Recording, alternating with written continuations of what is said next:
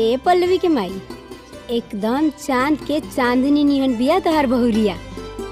इला दुल्हन मुँह देखाई। अमित बबुआ के तो भाग खुल गई। पूरा रामपुर में ऐसा दुल्हन केहू के नहीं खे। हाँ बिल्कुल ठीक कहता नहीं।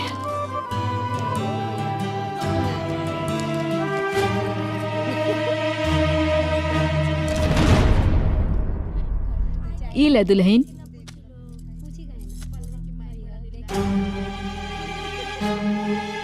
50 रुपया देके ताजमहल देखे आए बड़े लोग। कुछ कहलू हा का दुल्हन? ना भौजी हमके नहीं खे बैठे कहीं जा। हम जाता नहीं आराम करे। संभार के रखिया है पल्लवी के माई अपन बहुरिया के। इतना बड़ी उड़न परी लागतिया। चलो हो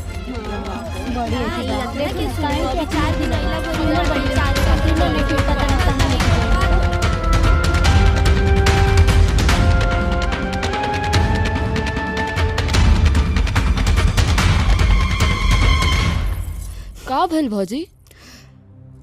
डोंट कॉल मी भौजी से भाभी।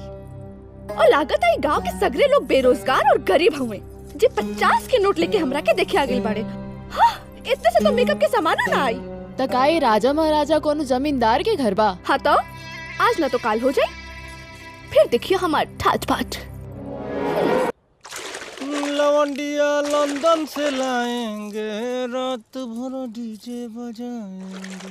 लवंडिया लंदन से लाएंगे, रात भर डीजे बजाएंगे। अरे मोरी मैया, ये हकीकत से निक तो हमारा सपना रहे।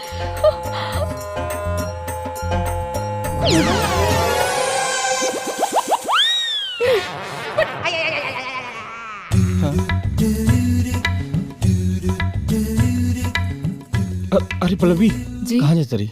भौजी के चाय देवे जाता नहीं। तू रह दे, हम दे दे। बाबूजी के संस्कारी बन गईले भौजी के आज्ञाकारी।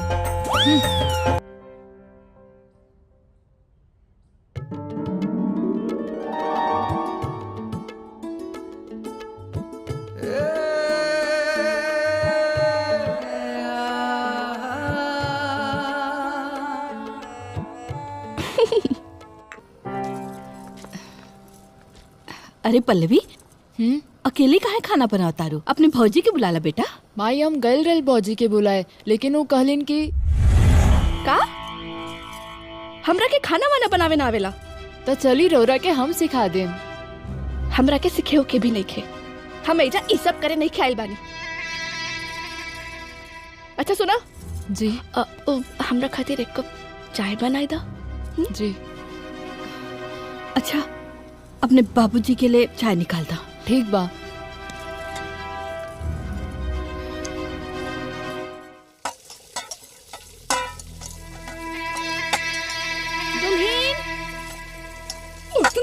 दुल्हन जिंदगी नहीं।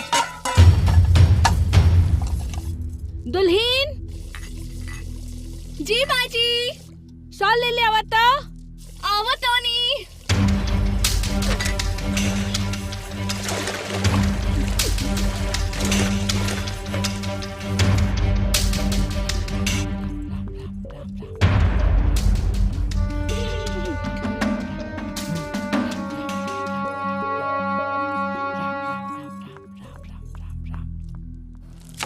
पढ़ाई लिखाई बर्तन चौका कपड़ा लत्ता कर करके हमारे सगरो सपना चूर चूर हो गई बा।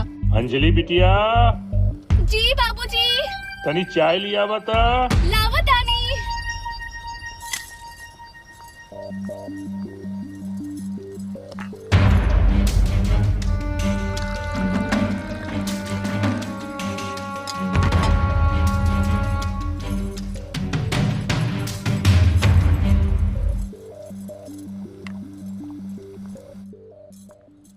प्रधानमंत्री बाढ़ग्रस्त दौरे पर। द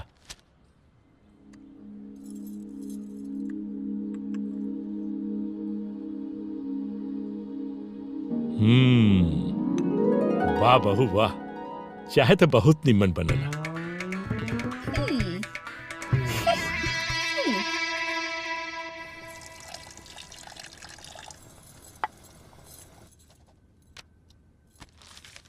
भाभी क्या है? हमारे इतिहास वाला किताब कहाँ बा? ये चले की टिप कहंदी।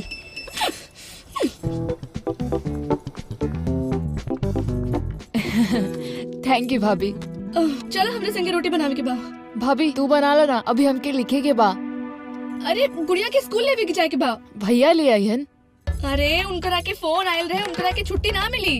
तरह की जाए के पड़ी गुड़िया के स्कूल लेवे। भाभी तू ले आवा ना, आज हमके असाइनमेंट पूरा करे के बा। असाइनमेंट करे के भी।